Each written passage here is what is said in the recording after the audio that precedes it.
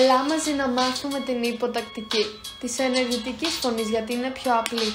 Ας ξεκινήσουμε με τον ενεστώτα. Για κάθε σωστή λέξη μοιράζουμε μπισκότα. Λίο, λις, λι. Με ωμέγα και με ήτα και όχι μόμικρον και γιώτα, γιατί θα βρεθούμε όλοι να οδηγάμε τα το γιώτα. Λιωμεν, λίτε, λίωσιν. Πάμε όλοι τώρα για τον παρατατικό.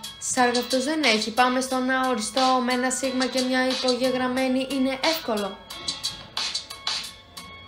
Λύσο, λύσεις, λύση. Και μην ξεχνάμε εδώ, αύξηση δεν παίρνει, ξέρω είναι μπερδευτικό. Λύσομεν, λύσιτε, λύσωσιν. Αύξηση άμα έβαλες, τρέξε να σωθείς. Και για το τέλος πάμε στο καλύτερο. Ας κάνουμε μαζί τον παρακείμενο. Δεν είναι πολύ δύσκολο, είναι σχετικά απλό. Αρκεί να έχεις γερό στο μάχη και ένα αντιπηρετικό.